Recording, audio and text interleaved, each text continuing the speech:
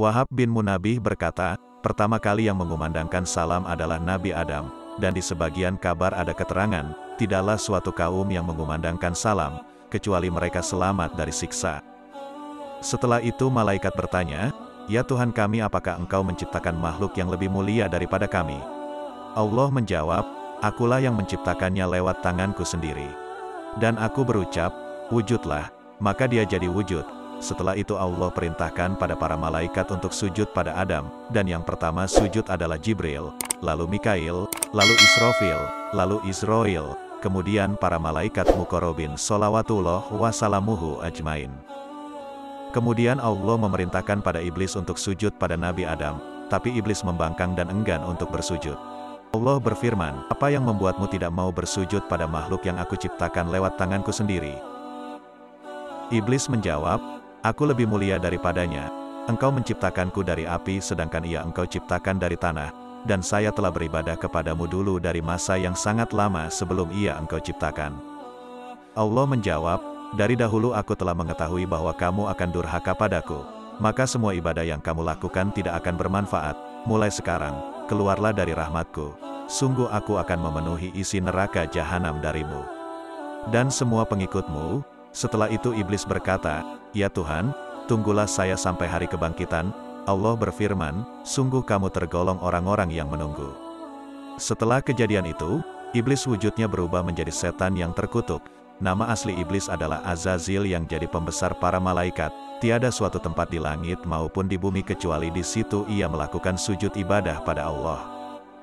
Tapi karena durhaka, maka semua ibadahnya menjadi sia-sia. Dinamakan iblis, karena ia telah putus dari rahmat Allah. Pertanyaan simpel, kenapa Allah menghancurkan musuh-musuh para nabi, tapi membiarkan iblis padahal musuh Nabi Adam? Jawabnya, Allah membiarkan iblis karena untuk mencoba para makhluk. Nabi Muhammad bersabda, "Jika Allah berkehendak agar tiada makhluk yang durhaka padanya, maka Allah tidak akan menciptakan iblis. Begitu juga adanya iblis itu siksa untuk orang-orang kafir.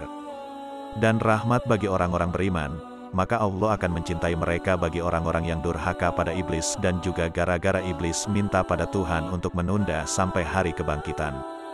Ketika Nabi Adam turun dari mimbar, terus beliau duduk di antara para malaikat, maka Allah menidurkan Nabi Adam, karena tidur adalah istirahatnya badan. Saat tidur Nabi Adam melihat Ibu Hawa dalam mimpinya sebelum Ibu Hawa diciptakan.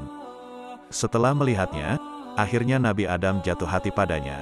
Kemudian Allah menciptakan Ibu Hawa dari tulang rusuk bagian kiri Nabi Adam. Allah menciptakan Hawa sama bentuknya dengan Nabi Adam, dan mempercantik ciptaannya dan memberikannya kecantikan melebihi 1000 bidadari. Ibu Hawa dan keturunannya lah secantik-cantiknya wanita sampai di hari kiamat nanti. Ibu Hawa mempunyai 700 ikatan pada rambut, dan tingginya sama dengan Nabi Adam, dan Allah memberi gelang dan perhiasan dari surga yang mengkilap melebihi sinar matahari. Setelah itu Nabi Adam terbangun, dan tiba-tiba Ibu Hawa sudah ada di sampingnya. Nabi Adam heran, kagum dan jatuh cinta padanya, dan syahwat pun merasukinya. Terus dikatakan pada Nabi Adam, "Jangan engkau lakukan sehingga engkau mendatangkan maharnya." Nabi Adam bertanya, "Apa mahar mas kawinnya?" Allah menjawab, "Aku mencegah kalian dari pohon gandum, maka janganlah kalian makan dan itulah maharnya." Dikatakan, "Sesungguhnya Allah berfirman, berikanlah dia mahar." Adam bertanya, "Apa maharnya?" Allah menjawab, "Bacakan sholawat pada nabiku dan kekasihku Muhammad."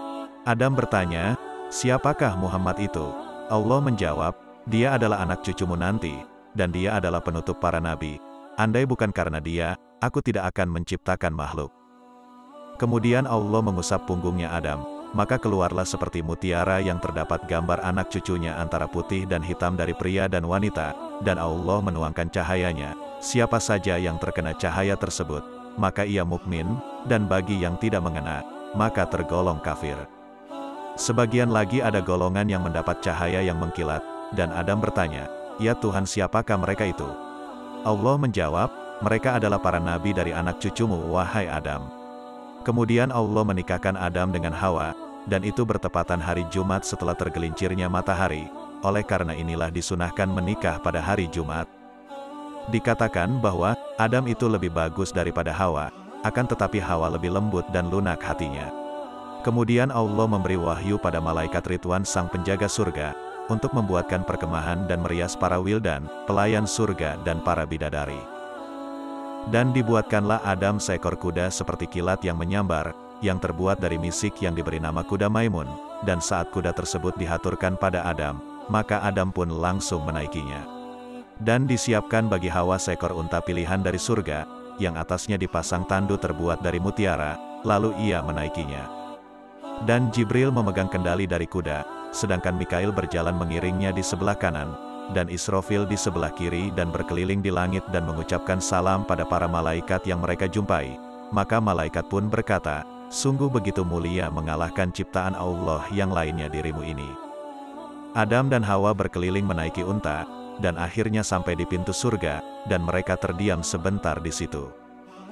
Kemudian Allah memberi wahyu pada Adam, ini surgaku dan istana kemuliaanku, masuklah kalian, dan makanlah apa yang ada sesuka hati kalian, dan janganlah mendekat pada pohon ini, niscaya kalian tergolong orang-orang zolim.